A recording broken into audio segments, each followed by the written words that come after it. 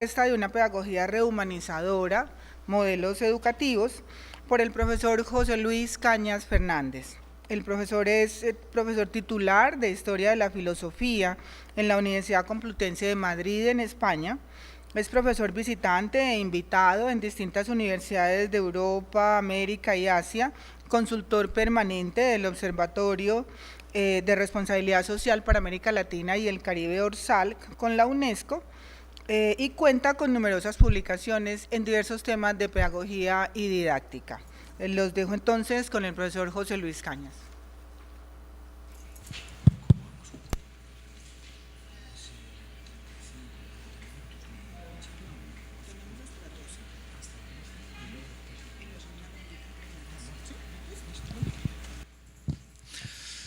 Bueno, pues muy buenos días. Indudablemente estoy muy agradecido a esta universidad, a la Universidad Nacional Colombiana, en la persona de la profesora Mónica Reinar, que no la veo presente en este momento en la sala y entonces puedo decir con más libertad lo que quiero decir ahora de ella. De manera que sí, que ella tiene una confianza en mí inusitada, piensa que puedo aportarles a ustedes alguna ciencia particular. Aquí llega la profesora Mónica, entonces ya no puedo seguir hablando de ella mal. Adelante, por favor. Les decía que sí, que estoy muy agradecido en la confianza que han depositado en mí, en poder compartir con ustedes algunas ideas que ciertamente espero que les sean útiles en su trabajo diario. Bueno, en primer lugar, vamos a hablar de los distintos modelos educativos. Espero, en fin, que en el conjunto de mi conversatorio luego aterrizaremos en cuestiones más prácticas, pero me parece interesante hacer un breve repaso de por dónde van los intereses desde el punto de vista del desarrollo educativo en general en las últimas décadas, y finalmente pues me posicionaré, pondré mi modesta aportación a este esquema con algunas de las ideas que vengo trabajando en los últimos años, o bueno, tal vez en las últimas décadas. De manera que empezamos con los modelos educativos, y a la hora de plantearnos cuáles son los modelos educativos vigentes que tenemos los sepamos o no los sepamos, los conozcamos o no, es decir, que nos están influenciando en nuestro trabajo como profesores, nuestro trabajo como docentes, como maestros, pues estamos hablando de 4 grandes oleadas o corrientes educativas. Sucesivamente, y en primer lugar hablamos de las corrientes que sostienen que la educación prioritariamente tiene que dedicarse a cultivar el pensamiento, es decir, la reflexión, es decir, el conocimiento. El aula está, el profesor está para, en definitiva, mejorar la inteligencia de nuestros alumnos. Tiene esto que ver mucho con el desarrollo cognitivo, con el desarrollo de las capacidades cognitivas.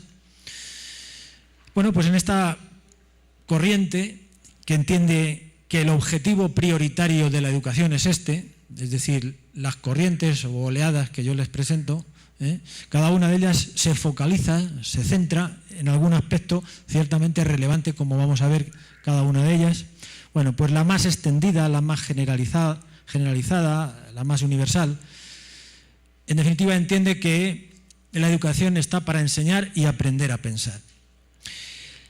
Los teóricos que desarrollan esta corriente, los principales teóricos son principalmente estos 4, el norteamericano Matthew Lipman, que hace un par de décadas, 3 tal vez ya, desarrolló el programa que llama Filosofía para Niños.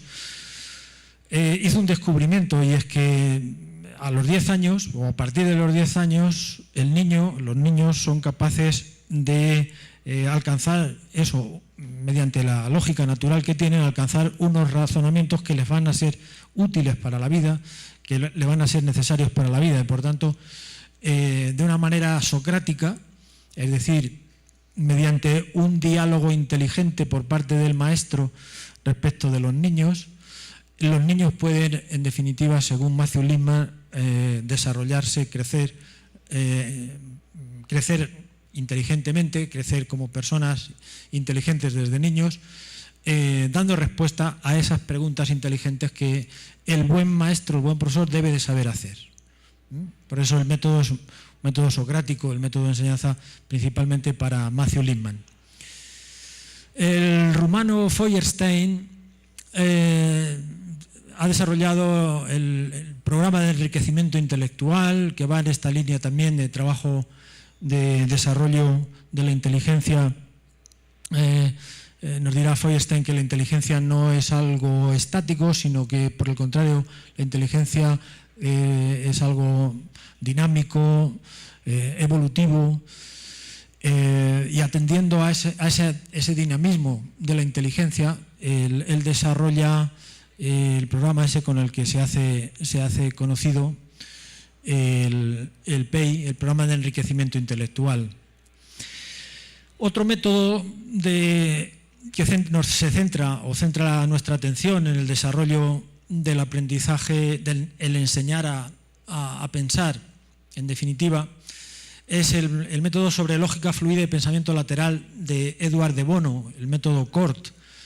Entiende este autor también que el aula, la educación, el profesor tiene que estar, sobre todo, está para ayudar a sus alumnos a desarrollar lo que él llama el pensamiento lateral, la lógica fluida. Entonces, a base de problemas de tipo práctico, cómo resolver situaciones aparentemente,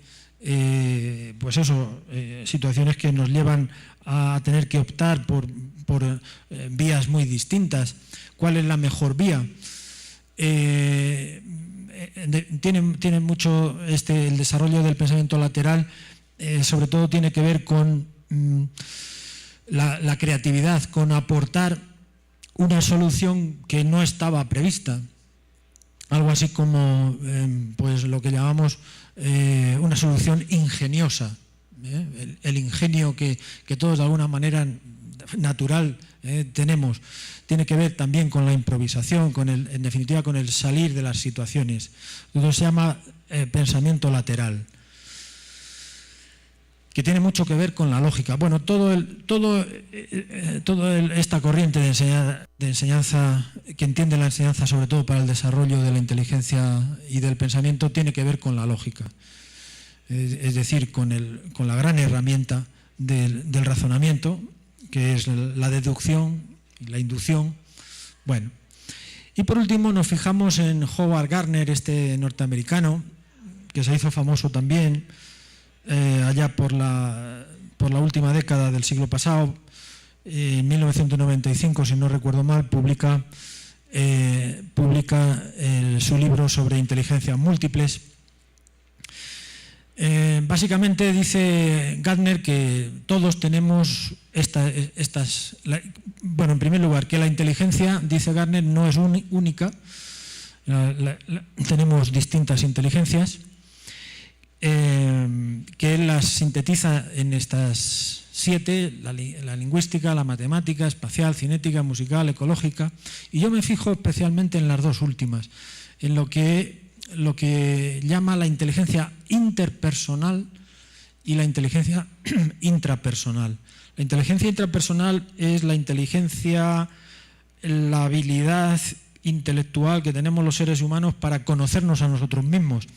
En el conversatorio de ayer por la tarde, cuando se presentaban estas jornadas, este seminario, hablábamos del conocerse a sí mismos, que es uno de los fundamentos, uno de los pilares de nuestra tradición occidental, que nos viene desde los griegos, y como programa de vida, es decir, dedicarnos toda nuestra vida a conocernos a nosotros mismos, es un programa que no se agota, es un programa que nos motiva y nos ayuda a vivir toda la vida.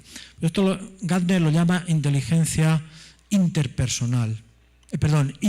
Intrapersonal.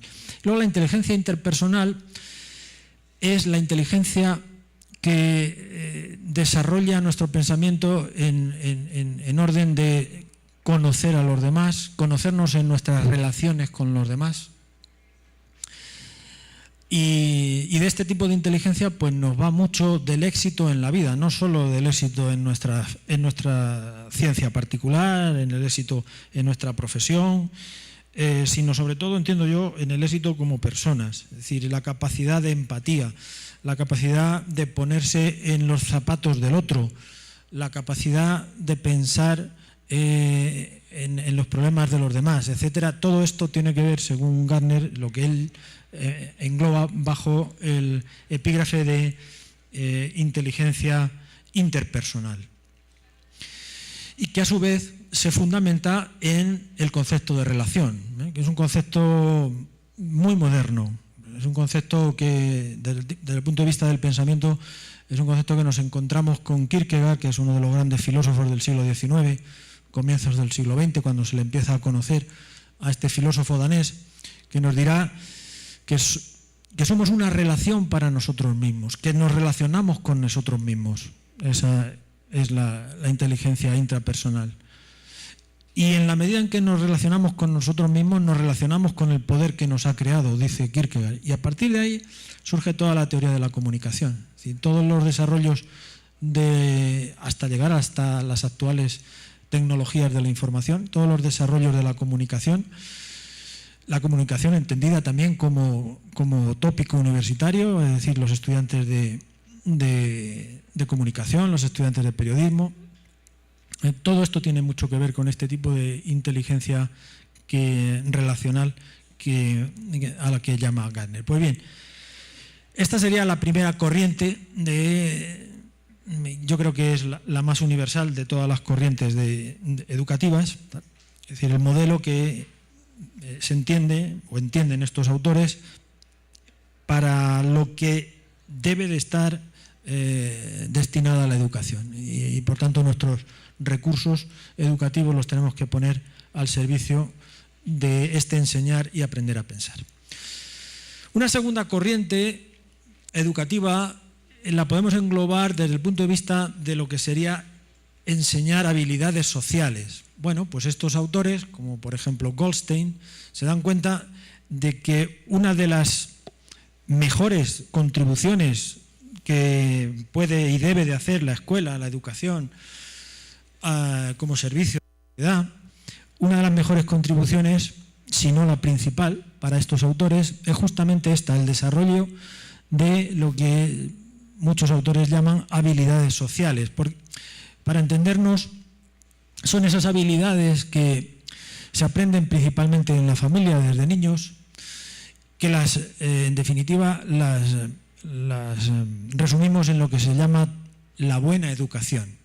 Como resulta que se ha perdido mucho de esa buena educación, que es esa educación un tanto por supuesto natural, una educación que se aprende en el seno de la familia por ósmosis, que es la educación de las buenas formas, de los buenos modales, de el pedir las cosas por favor, de dar las gracias, de pedir perdón cuando uno se equivoca. Todo este tipo de habilidades, entienden estos autores, la educación tiene que estar al servicio del desarrollo de esas habilidades. Pero claro, esas habilidades tienen que ir siempre acompañadas de un desarrollo personal.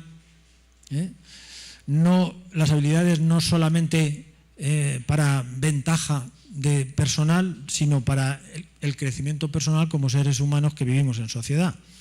Y estos autores ponen ejemplos muy simpáticos. Por ejemplo, se hacen el experimento en una cárcel, concretamente este experimento se llevó a cabo en un centro penitenciario español. En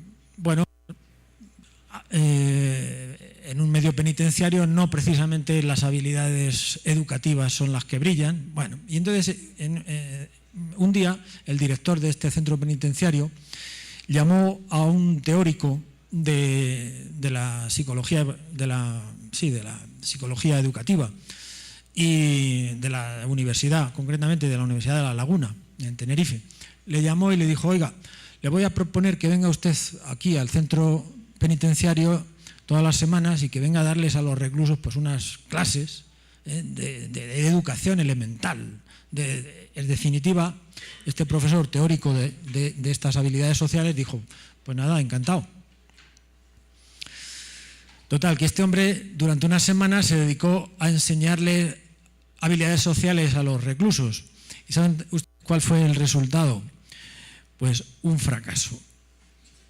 Un fracaso, pero además simpático, porque verá lo que sucedió.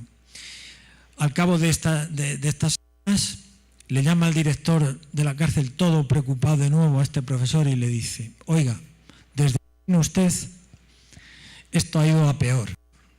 Y se queda sorprendido y dice, ¿y por qué? Y dice, pues mire, le voy a contar. Antes venía, por ejemplo, el representante del módulo de los reclusos, yo qué sé, de los más peligrosos. Venía a mi despacho, abría la puerta dándole una patada y decía, señor director, la comida que comemos en este centro penitenciario, con perdón de la expresión, decía este profesor muy hábilmente, decía, es una mierda. Así que ya está usted tardando en arreglarnos este problema. Porque si no, bueno, pues este se levantaba, dice el director dice, yo me levantaba y según con las mismas formas que entraba, yo le despedía y le decía, mire, márchese usted de aquí, porque usted sabe cuánto cuesta al Estado español mantenerles aquí. Usted sabe, ustedes son unos vagos y no me vengan con más problemas y además usted no tiene educación. Bueno, y dice, me lo quitaba de encima más o menos a regañadientes. Dice, pero ahora que han aprendido habilidades sociales, llega el recluso, llama a la puerta, señor director, ¿da usted su permiso? Si usted está muy ocupado y no me puede atender ahora, yo vengo en otro momento. Bueno, no, pase. Bueno, tome asiento, se sienta y ahora me dice, mire, señor director, hemos observado un problema de alimentación en el módulo, porque la dieta está poco equilibrada, qué sé yo, en proteínas o está poco equilibrada en vitaminas. Entonces, claro, usted tiene... Y claro, esto lo tiene usted que solucionar, porque si usted no lo soluciona, usted no querrá que yo vaya a los medios de comunicación y les cuente lo que está pasando aquí en esta cárcel, ¿no? Madre mía. Total, que el hombre suda para solucionar un problema de habilidades sociales.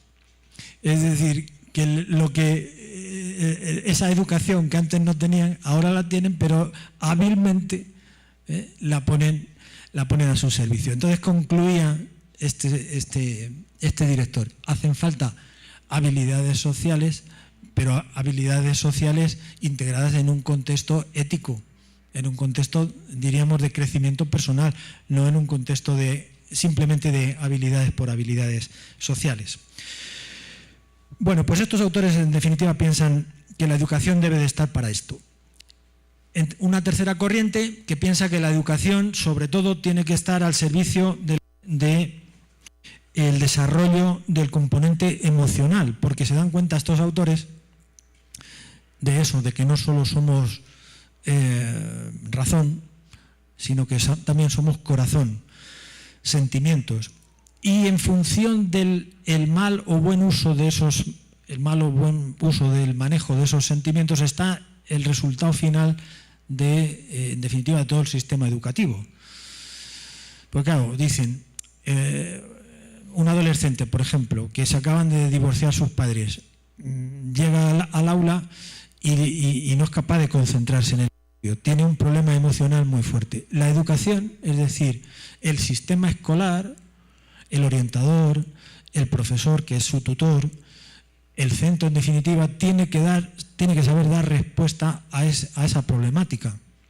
Fíjense, enorme problemática, porque al final, en definitiva, todos tenemos nuestra vivencia personal, nuestra emoción personal que nos está afectando Bueno, pues estos autores, sobre todo Goleman, que es el principal, escribe el libro aquel de inteligencia emocional y, en definitiva, viene a decirnos eso, de que la educación, sobre todo, debe de estar en función de la educación de las emociones y que las emociones, los sentimientos, se aprenden y, por tanto, también se educan. Estos autores desarrollarán programas de manejo de emociones muy interesantes. Por esta razón que les decía antes, porque se dan cuenta de que los niños, los adolescentes, los jóvenes universitarios no son autómatas, no, son personas antes que universitarios o adolescentes. Y como personas pues tienen un mundo de sentimientos que no siempre está educado, ese mundo de sentimientos. Más bien tienen déficit de educación en el mundo de los sentimientos, es decir, el no saber controlar las emociones, el no saber controlar a tiempo, a destiempo, damos respuestas sin reflexionarlas directamente, dejándonos llevar por el impulso de lo que nos sale. De ahí a la violencia, por ejemplo, hay un paso muy fácil de dar, ¿vale? Bueno, pues en definitiva, esta gran corriente educativa, esta oleada educativa, que tiene mucha predicación en la actualidad de la inteligencia emocional, entiende en definitiva que la educación, sobre todo, debe de atender al cultivo y desarrollo de las capacidades emocionales. Y por último, podemos englobar en otra última que pone el énfasis en que el objetivo principal de la educación, de la escuela, del sistema educativo en general, pone el énfasis en el desarrollo de los valores éticos y de las habilidades morales. Bueno, el gran teórico de esta corriente educativa es este discípulo, bueno, seguidor de Piaget, el gran psicólogo de la evolución de los niños, Piaget, este norteamericano Lawrence Kohlberg, que llega a establecer que todas las personas a lo largo de nuestra vida podemos desarrollar o podemos estar en alguno de estos estadios de vida ética o desarrollo moral. Y hace esta clasificación, es un esquema relativamente simple. Dice, en primer lugar, hablamos de estadio premoral donde predomina la heteronomía de nuestras acciones, es decir, cuando somos niños pequeños no tenemos ninguna capacidad de enjuiciamiento moral y hacemos lo que nos mandan la mamá, el papá, el profesor, y por tanto estamos en un estadio de desarrollo ético que Kohlberg llama premoral. Todavía no hay capacidad moral y por tanto estamos en un estadio premoral. Saben ustedes que la capacidad moral está en función de la libertad. Como no hay desarrollo todavía de la libertad, estamos en un estadio premoral.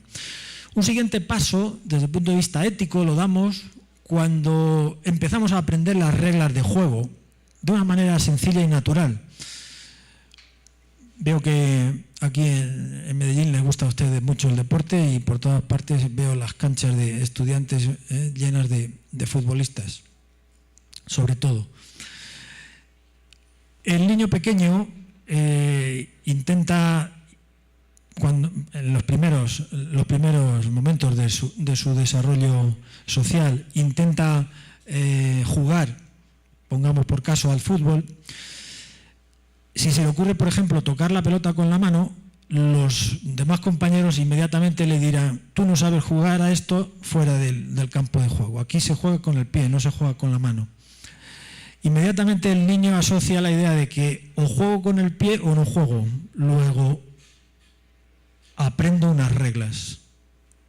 Desde el punto de vista ético, estamos todavía en un estadio ético muy inferior.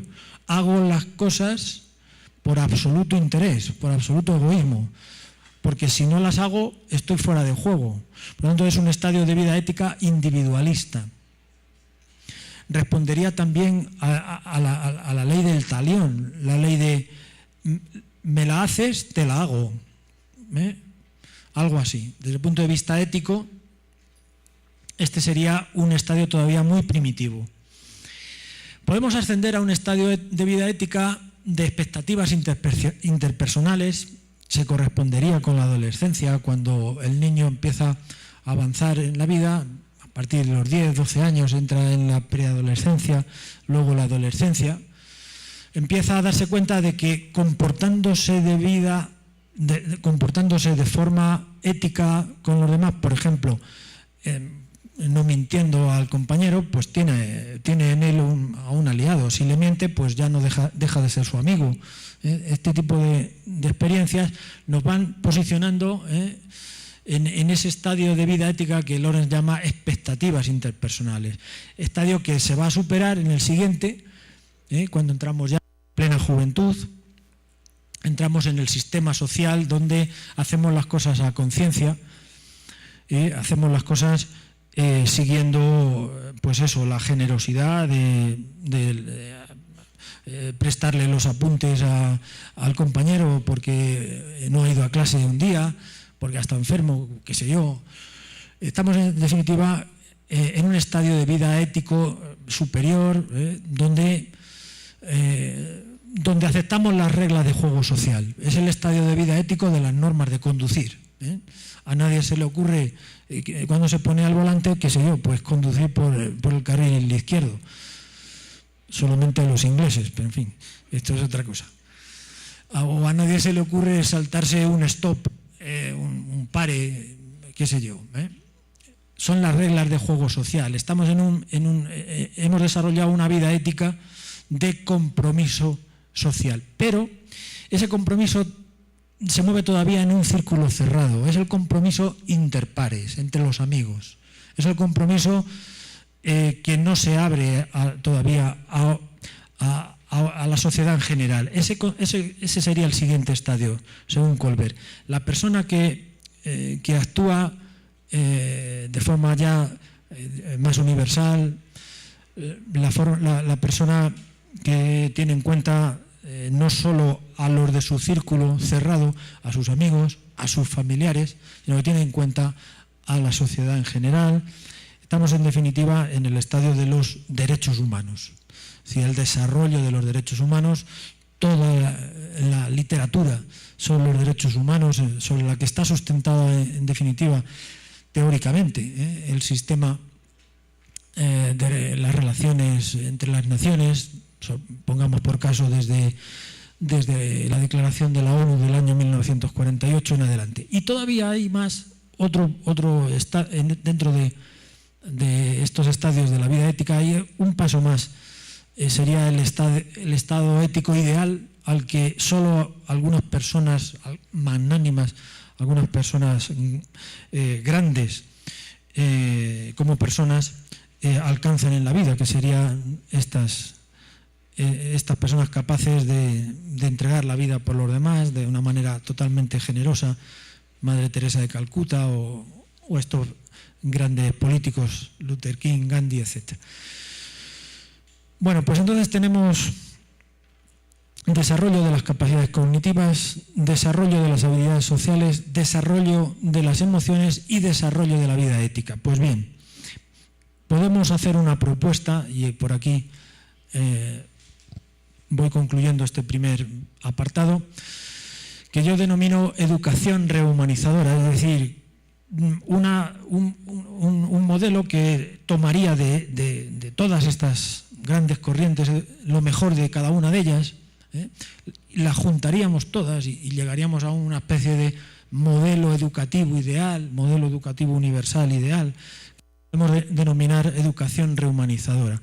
Es la educación que piensa en la persona, para la persona, desde la persona. Siempre la persona es el objetivo central, el desarrollo personal, y que siempre hay esperanza y que siempre se puede volver a ser persona, aunque uno haya derrotado por los caminos que haya derrotado en la vida. En definitiva, este modelo enseña a ser persona, algo para lo que difícilmente hay escuelas. Yo no las conozco. Sin embargo, entiendo que avanzaríamos mucho en los modelos educativos en general si apuntásemos, por cierto, no hace falta abrir escuelas que enseñen a ser personas, me estoy quizá expresando mal. Lo que hace falta es que las escuelas, todas las escuelas, independientemente de la orientación que tengan, esa orientación cognitiva, esa orientación más de habilidades sociales, esa orientación más de desarrollo de capacidades éticas o morales, independientemente del desarrollo del ideario que tengan, todos confluyan en definitiva, enseñarnos a ser personas.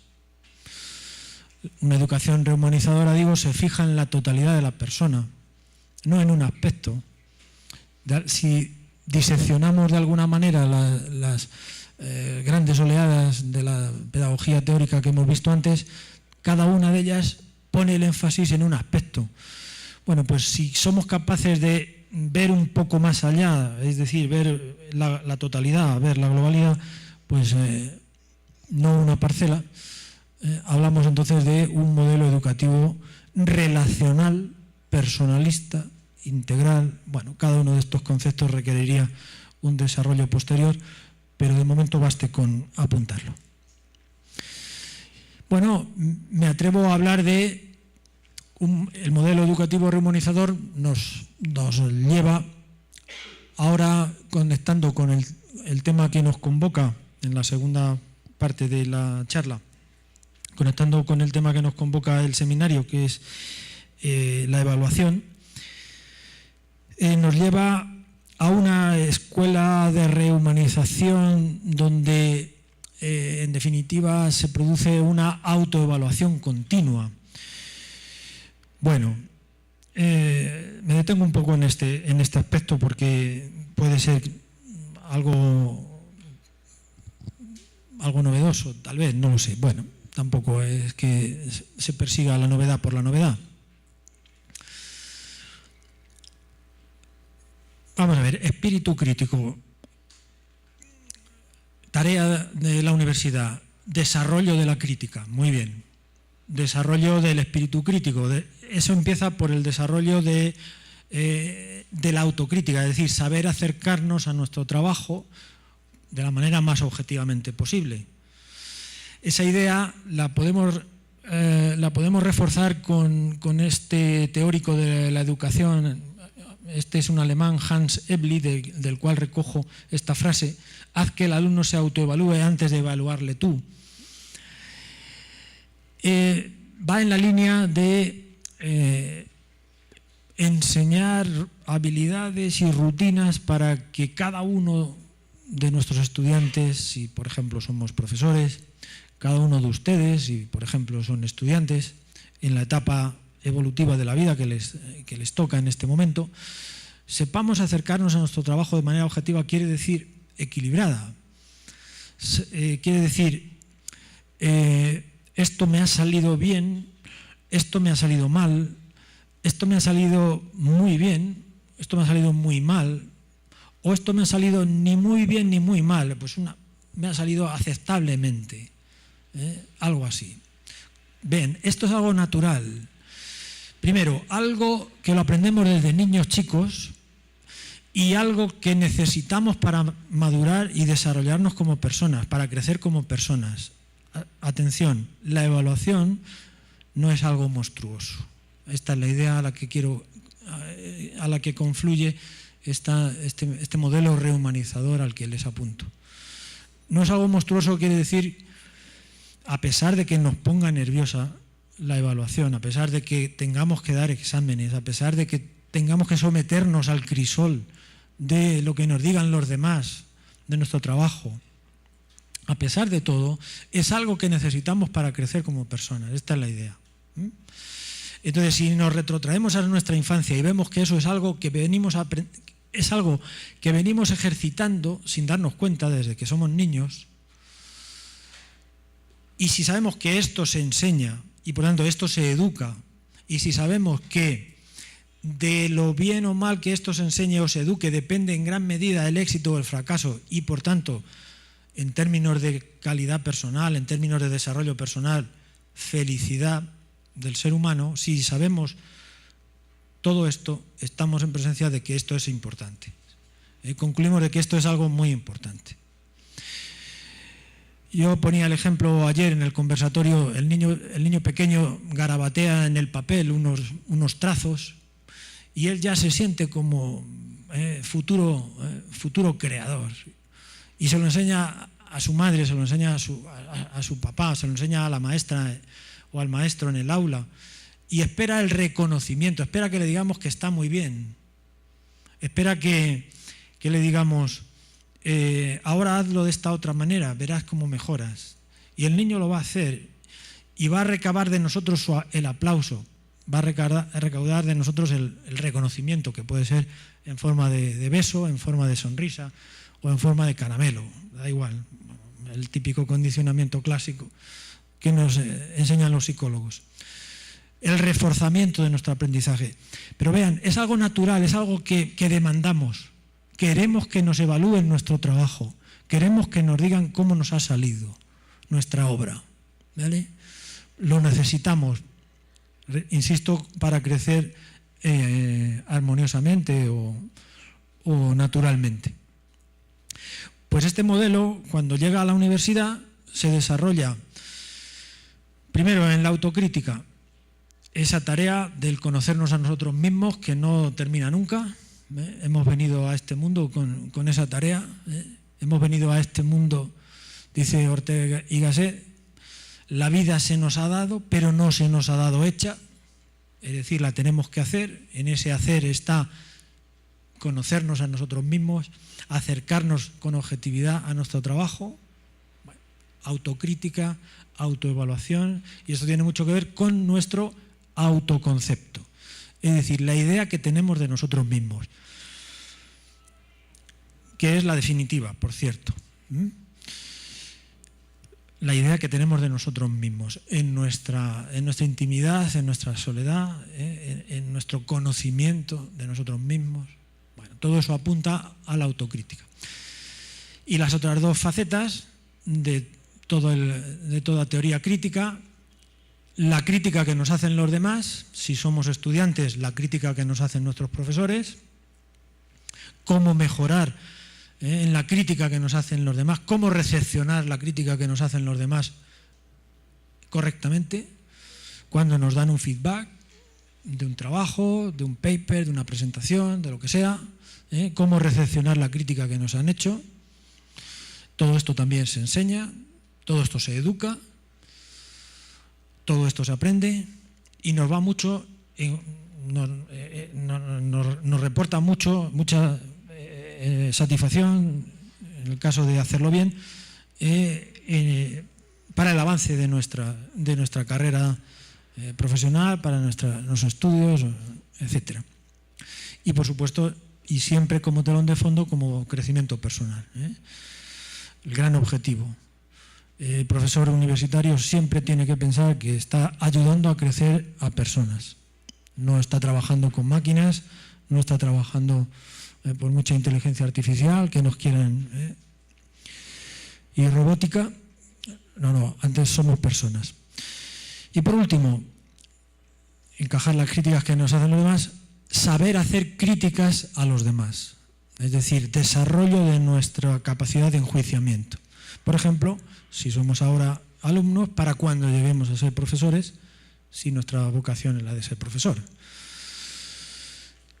Bueno, en sentido lato, pero genérico. Si lo extendemos, todos somos profesores, todos vamos a ser padres o madres, todos vamos a tener que enjuiciar el trabajo de nuestros hijos, de nuestros compañeros, de los demás. Saber acercarnos a la obra del otro, con ojos críticos.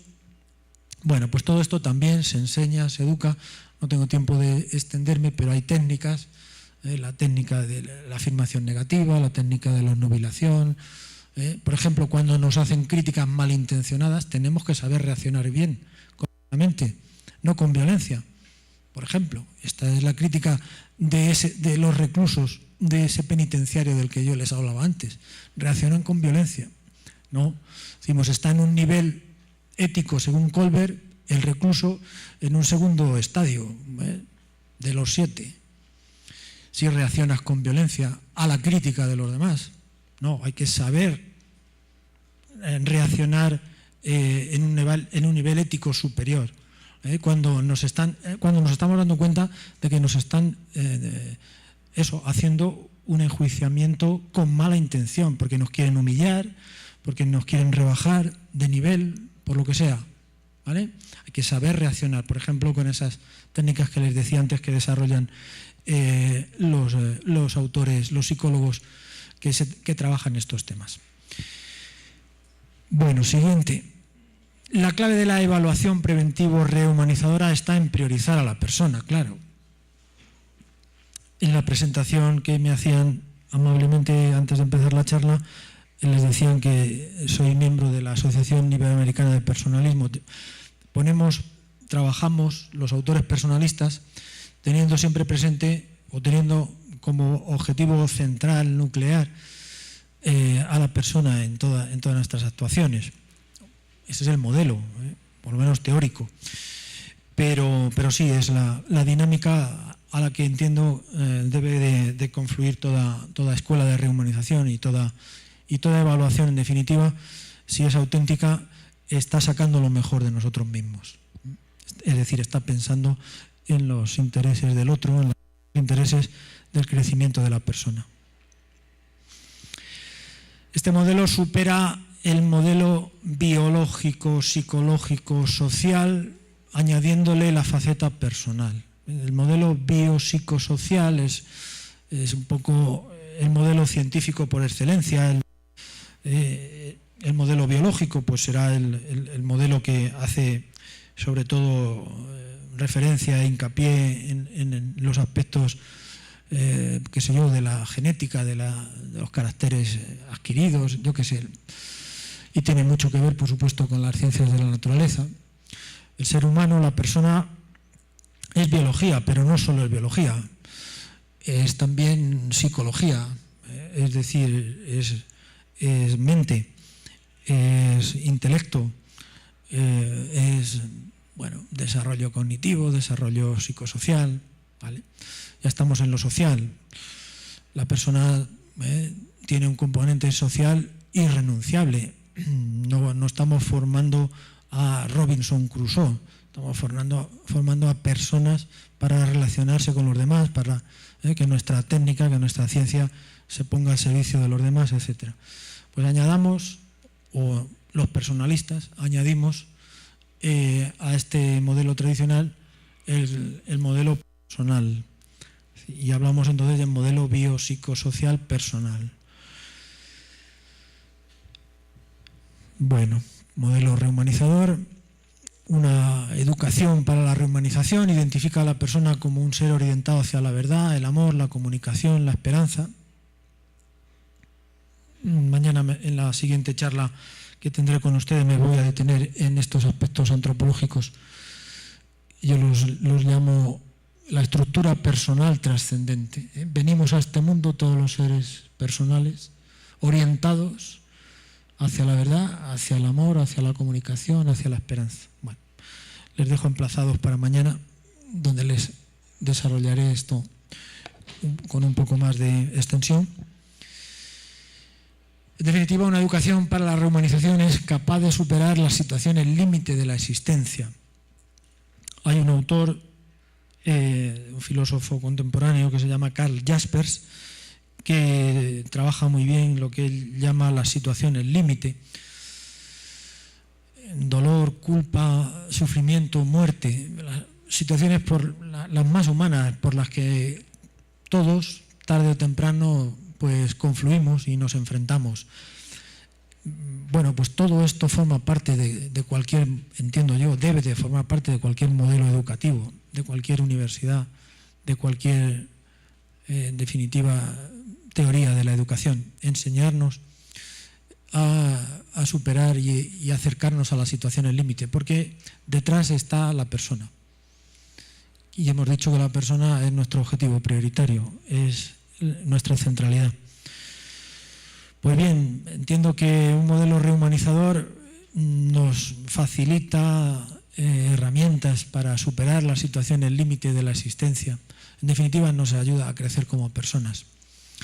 Bueno, con esta idea voy a ir concluyendo. Les traigo ahora una anécdota, van a ver que es impresionante. A mí me impresionó en su día, la recojo aquí en esta diapositiva, que cuando menos es motivo de reflexión, nos hace pensar. No sé dónde he tocado. Perdonen, tengo que pasarlas todas de nuevo. Aquí.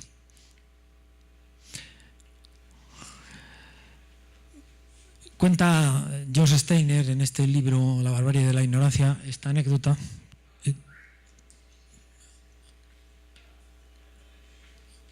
Perdón, que yo estoy haciendo algo mal aquí.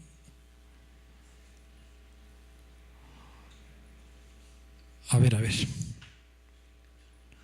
Aquí.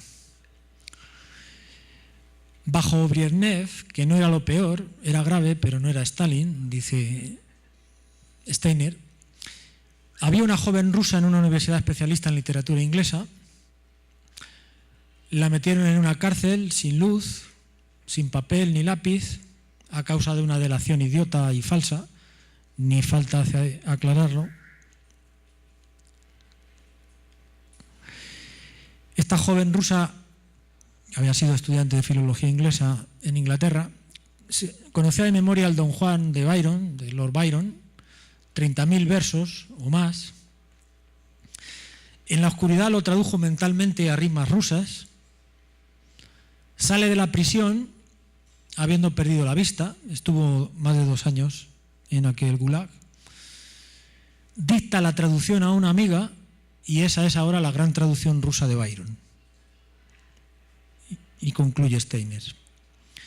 Ante ello me digo varias cosas. En primer lugar, la mente humana es totalmente indestructible.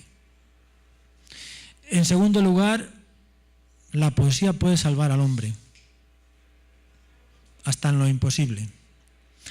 En tercer lugar, que una traducción, incluso con la imperfección humana, traduce lo que traduce, lo cual es otra manera de decir que hay una relación entre lenguaje y realidad. Y en cuarto lugar, me digo que debemos ser felices. Pues efectivamente, encuentro yo también que es impresionante el ejemplo de esta joven rusa. Las conclusiones a las que llega Steiner yo creo que son fácilmente asumibles, estaríamos todos de acuerdo. Por ejemplo, en que la poesía puede salvar al hombre hasta en lo imposible. Antes de entrar a darles esta conferencia, me presentaban una poesía que, si no entendí mal, la ha creado alguien en un medio rural, que se la ha facilitado al ponente anterior a mí, el profesor de Ciencias Agrarias que les habló antes de mí. Es decir, alguien, un campesino, le pudo, como motivo de gratitud por el trabajo que han desarrollado de campo allí en su lugar donde vive, le ha regalado una poesía. Es decir, es algo que le pertenece, la poesía es algo que nos pertenece a todos los seres humanos que venimos a este mundo, independientemente de nuestro nivel social o cultural o económico o nuestras habilidades particulares. Estoy de acuerdo totalmente con esta conclusión de Steiner. Que la mente humana es totalmente indestructible, que podemos padecer la situación límite tan atroz como la de esta joven, y sin embargo ser creativos. Y para ello, durante 2 años, dedicarse a volcar del inglés al ruso más de 30.000 versos, mentalmente, porque la mujer no puede escribir, no tiene ni papel ni lápiz. Otra conclusión que es magnífica, que una traducción traduce lo que traduce. Es decir, que hace referencia a la realidad. ¿Cuántas dificultades tenemos con las traducciones, verdad? Eso que decimos, cuántos matices se pierden al volcar de una lengua a otra nuestra ciencia. Sin embargo, una traducción traduce lo que traduce, que hay una relación entre el lenguaje y la realidad. Bueno, en definitiva, y vamos concluyendo, la clave de la evaluación también está en la rehumanización. La clave de la rehumanización de alguna manera está en la autoevaluación, en la primera parte de la charla, y que la rehumanización es el porvenir de la humanidad. La rehumanización es ese volver a ser persona, ese volver a levantarnos cada día con el traje de persona. Muchas gracias.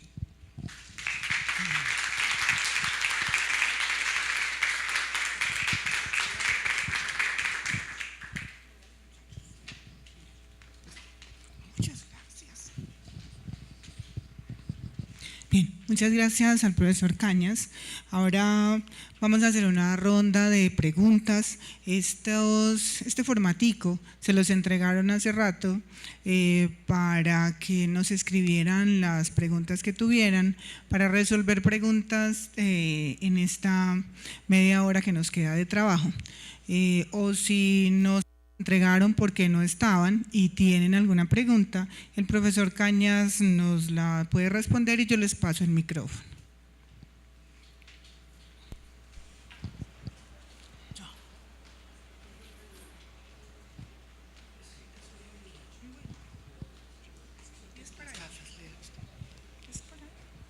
Uy, esta es una pregunta para el profesor John Botero, para los profesores John Botero y Carlos Mario Pérez Nanclares.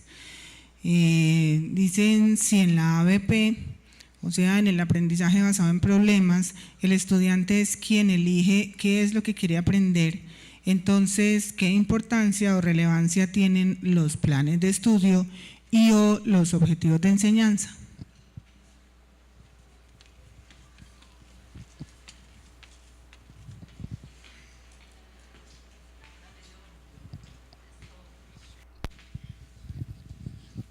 A ver, yo entiendo que de todas maneras hay una línea directora en un curso, o sea, hay unos contenidos y pues yo pienso que ese grado de libertad y de propuesta y de creatividad del estudiante indudablemente no está completamente suelto, tiene que indudablemente tener un hilo conductor.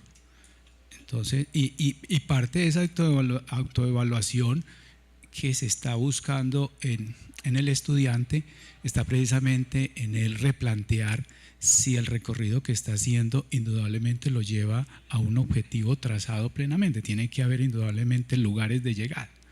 Entonces, por favor, claro, hay una búsqueda del estudiante, pero indudablemente no es completamente anárquico. Gracias, profe. Bueno, yo creo que no hay que confundirse mucho tampoco con el tema. Lo que uno va a aprender está determinado por la disciplina que elige. Y uno no llega al libre albedrío a definir qué temas quiere aprender. Yo creo que más allá de eso, lo que sí es pertinente es que el estudiante vaya construyendo, vaya tomando de los conocimientos que se le ofrecen y vaya construyendo un carácter propio que vaya definiendo una manera de ensamblar esos conceptos y esos conocimientos que se le entregan para que tenga una formación que se aproxime a lo que él quiere construir de sí mismo, de acuerdo a lo que se le ofrece, no que elija qué es lo que se le quiera enseñar, más bien elige qué toma de eso que se le enseña.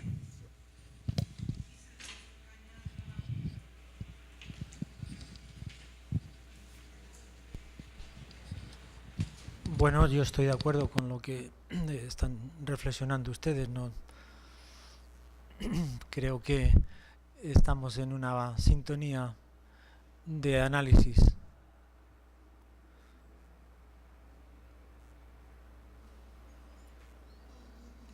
Tal vez.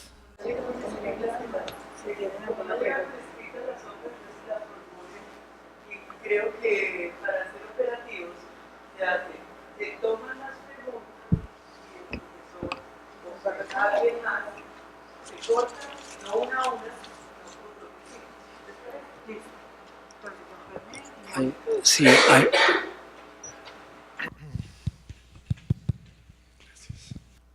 Profesor Cañas, muchas gracias. Mi nombre es John Arango, soy profesor de la Escuela de Arquitectura y he tenido una inquietud desde hace tiempo que se la he mencionado pues incluso a mis compañeros acá, que tiene que ver con la arbitrariedad que implica la evaluación de un proyecto de arquitectura en el aula.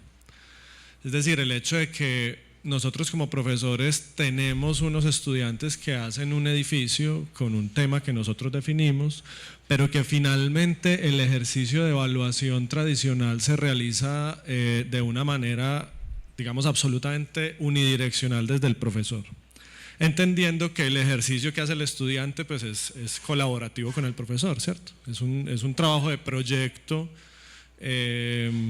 en el taller que se realiza durante un tiempo, y la evaluación es absolutamente, para mí, pues no sé si es un poco grave lo que digo, pero, pues, o duro, pero me parece que es arbitrario. Mi pregunta va en ese sentido. ¿Usted cree que este tema del enfoque rehumanizante ayude a eliminar esa arbitrariedad en la evaluación, particularmente en nuestra profesión, pues en este caso?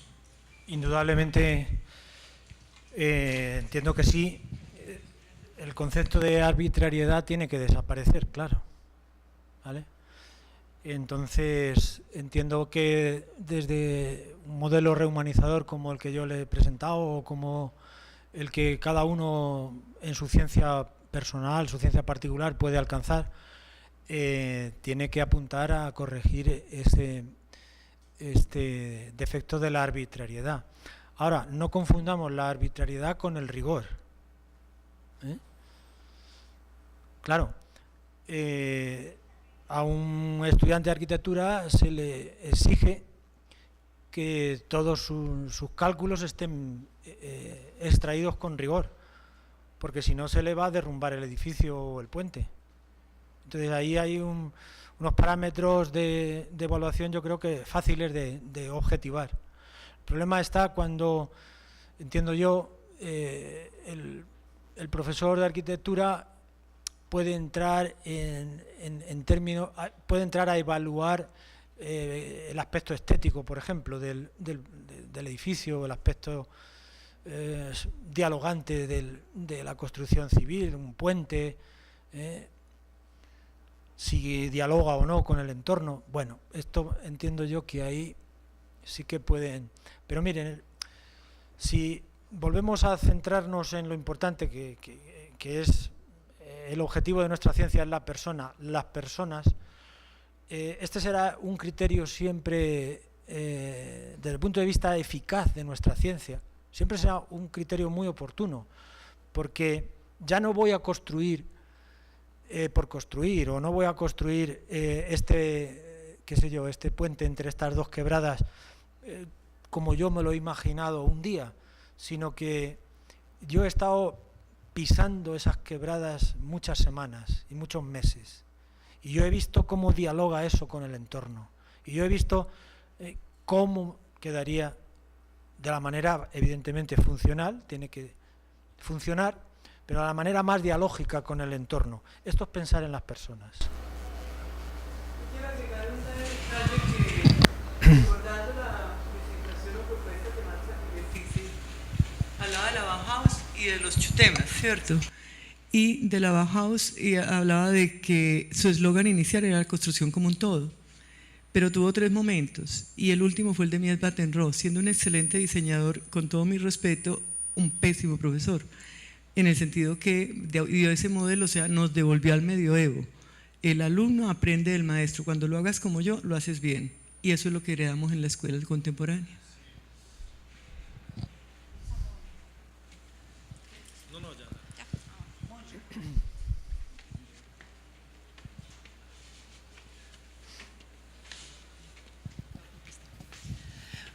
Gracias. Permítaseme, por favor, devolverme un poco a la pregunta sobre ABP, sobre aprendizaje basado en problemas,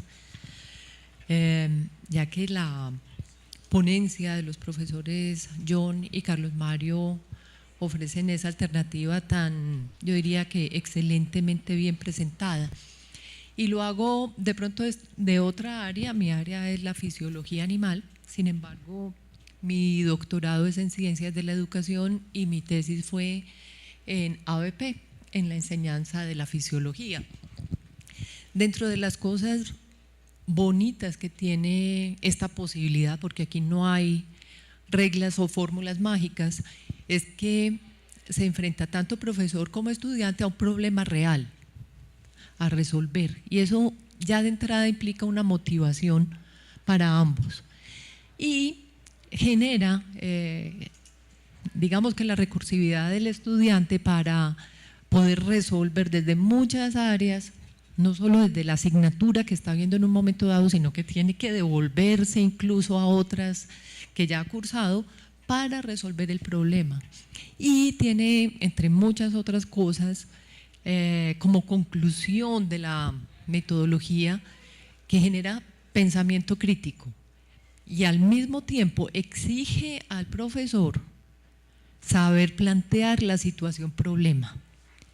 El ABP, más allá de poner a resolver a unos estudiantes un problema específico, implica una correcta y adecuada elaboración del problema, que sea entendible, que sea aplicable y que con toda seguridad, finalmente, por lo menos en la mayoría de los casos, sea disfrutable. Aquí, además de formar personas y de formar personas felices, hay un goce en el sentido de aprender y pensar y enseñar, por supuesto. Así que agradezco mucho la pregunta y agradezco también a los profesores por las respuestas que dieron.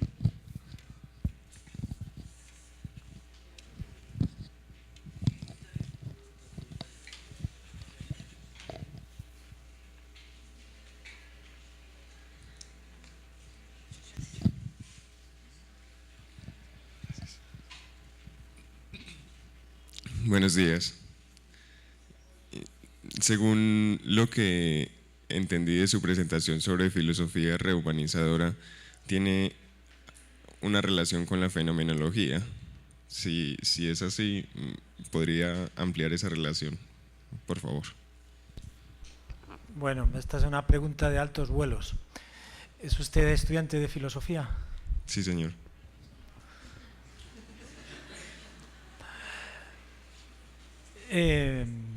Bueno, sí, a ver, la fenomenología, saben ustedes que es un método de acercarse a los problemas, de acercarse a la realidad, de una manera lo más científica posible, lo más objetiva posible. Así lo concibe Edmund Husserl, que es el creador de la teoría de la fenomenología, con desarrollos posteriores, pero todos los seguidores de Husserl, en definitiva, ponen la atención en que concluyen que la fenomenología es un método. Adolf Reinach, Edith Stein, los primeros colaboradores, luego después Scheler, Heidegger. La fenomenología sería un método de acercarnos a los problemas, intentando focalizarnos en la esencia de los problemas, dejando, diríamos, aparte lo que no es la esencia. Este es el objetivo, ¿no?, del método fenomenológico. Entonces, llevado ese método a los problemas humanos, a las relaciones humanas, es un método que nos da mucho juego, efectivamente, para alcanzar la comprensión del ser humano. De manera que le felicito porque ha hecho usted esa asociación, porque así es. Es decir, en la base de toda filosofía rehumanizadora está un método fenomenológico. Fenomenológico viene de fenómeno, fenómeno viene del griego, lo que aparece, lo que está ahí. Y Husserl lo que nos viene a decir es, tenemos que acercarnos a la realidad. Por ejemplo, el arquitecto tiene que acercarse a su realidad, a la construcción del edificio, a la construcción de... Seguimos en la escuela de arquitectura, vaya. Me gusta esto de... Se conoce que el espacio, el ámbito, crea la respuesta. Sí, adaptarnos a la realidad. Esto tiene mucho que ver con, con todas las respuestas educativas a todos los planteamientos teóricos educativos de los que hemos hablado, del desarrollo de la inteligencia, desarrollo de las habilidades sociales, de la eticidad, adaptarnos a lo real. No adaptar lo real a nuestro método, sino adaptar nuestro método a lo real. Esto lo aprendieron pronto los griegos y así nos lo transmitieron. Lo que pasa es que, claro, esto es un arte, esto es una ciencia. En ello nos va el éxito como profesionales en la vida y sobre todo el éxito como personas en nuestras relaciones con los demás, el adaptarnos a los demás. Ustedes conocen una anécdota antigua que nos cuentan que había un bandido en el Ática, allá en la Grecia presocrática, que se llamaba Procrusto, y este buen hombre, para ganarse la vida no se le ocurre otra cosa sino que alquilar su lecho, el lecho de Procrusto, su cama. Imagínense una hospedería donde solo hay una habitación y una cama, algo así, ¿no? Entonces este buen hombre pues adaptaba a todos sus huéspedes, los adaptaba a su cama, y todos tenían que adaptarse a las medidas de su cama. De manera que si era uno más alto o era más bajo, le adaptaba a su cama. Al que era bajo le estiraba de los brazos, de las piernas. Al que era alto le encogía.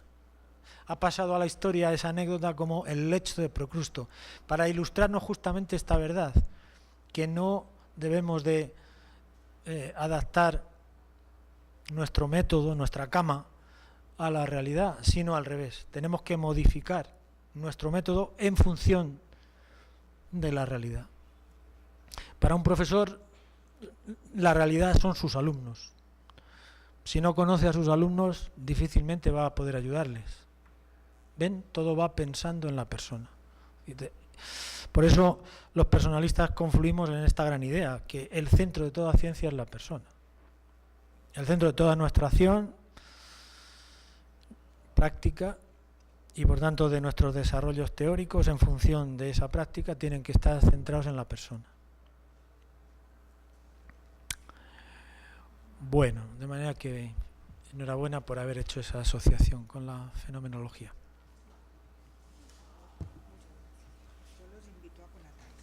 Les agradezco mucho, les agradecemos mucho su asistencia. Les recuerdo